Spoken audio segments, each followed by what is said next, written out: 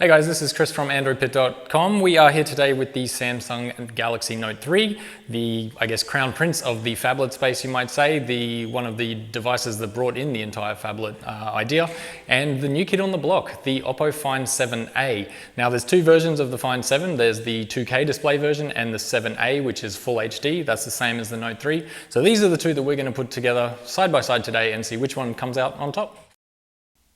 Okay, so first things first, you can see both displays. We've set them up with the same wallpaper just to make it a little bit easier to compare. The Note 3 has a marginally bigger screen than the Oppo, but they're both rocking the same resolution.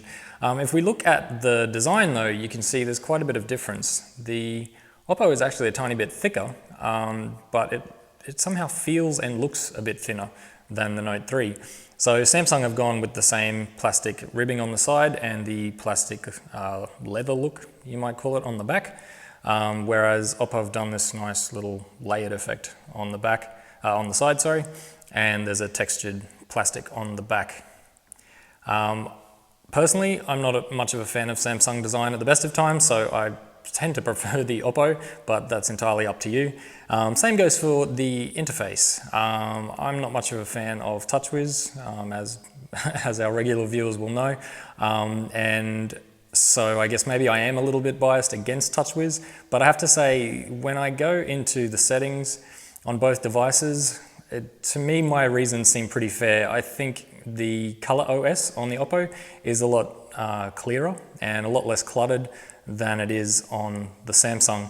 Of course, Samsung use a black interface because of the AMOLED display, and Oppo have gone with a white interface look just because they have an LCD. So interfaces, entirely up to you. When we're talking about displays, you can see that the Note 3 on the right has a slightly yellowish tinge to the whites, whereas the Oppo is a little bit crisper on the white side. But if we go back to the home screen, you can see with the same TouchWiz wallpaper, you can see that the Note 3 is a lot richer. The colors are a lot more saturated, which you can see in the green here. And if you take a look down the bottom at the reds, you can see the sort of really bright scarlet on the Note 3 versus the sort of more brownish, rusty red on the Oppo. Generally, if you're a big, bright, blasty, oversaturated color fan, then the Note 3 is pretty unbeatable. And for pure dynamic range, it's pretty hard to beat. But if you like something a little bit more subdued, a little bit more lifelike, then the Oppo Find 7 is certainly no slouch either. Now, one of the greatest features on the Galaxy Note series is, of course, the S Pen. So the digital stylus that slotted in at the bottom there, when you remove it, it'll notice that the S Pen has been detected, and you've got your Air Command window to have quick access to note taking, taking screenshots, all kinds of stuff. So if you're a stylus fan, then obviously the Note 3 is going to be your champion because the Oppo doesn't have a stylus. But what the Oppo does have going for it is a whole range of motion launch options, which we've seen previewed on plenty of other devices this year as well. But I have to say I'm pretty impressed with the wide range available on the Find 7a. So I won't go through them all because they're kind of long, but you've got a whole bunch of custom gestures, which you can see demoed there, to open a bunch of different apps or settings. You've got a whole bunch of screen off gestures, which you can do on a turned off screen. There's quite a few of those as well. And in-app gestures, so you can access a whole bunch of other stuff from within apps.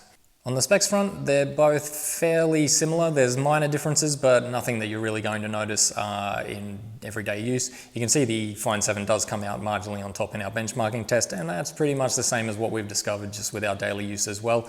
The Find 7 does tend to be a little bit smoother, a little bit snappier than the Note 3, but that's probably a problem with TouchWiz. When it comes to speakers, both devices have an external speaker, but you can see on the Oppo it's much bigger and rear mounted, whereas on the Note 3 it's a tiny little one at the bottom. Let's have a look and see which one sounds best.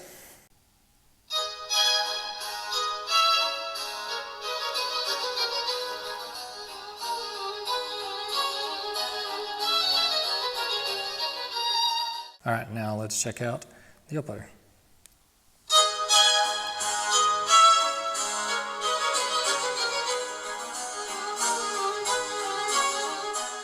All right, so I'm no expert by any stretch of the imagination, but I have to say the Oppo is definitely louder. Both in terms of quality, they both sound pretty great to me, but if you're after sheer volume, then you would be better suited to the Oppo. When it comes to cameras, the Oppo has a 5 megapixel front-facing camera and the Samsung only a 2, but up the back for the primary camera, both are rocking 13 megapixel shooters. Samsung notoriously do great cameras. Oppo, I don't have too much experience other than with the N1, and I wasn't tremendously impressed by that device. But if you want to check out some examples of the two, you can have a look at the full article, which is linked in the description below. But generally, I found that in full daylight, both devices performed roughly equivalently, but at low light the Oppo really comes into its own. It's much better. It's almost embarrassing for the Note 3. However, the Note 3 is a little bit better at macro stuff, and I think closer subjects it's really crisp up close. So there you have it, guys. On pretty much every category that we put the two devices together in, the Find 7a came out at the very least on a par, if not marginally better in my opinion, than the Note 3. I was completely surprised. I thought the Note 3 would absolutely destroy the Oppo, but it not only didn't destroy it, it actually kind of struggled in some areas. Some of my personal preferences for, I guess, interface and styling are possibly purely my own, but I think at the very least Oppo are onto a winning recipe here, and I think Samsung better watch out. But let us know what you think in the comments below. If there's any other comparisons you'd like to see, let us know as well. And make sure you subscribe. Check us out on Facebook, check the website, follow us on Twitter. You know the deal. Google Plus too. Till next time, guys. Ciao.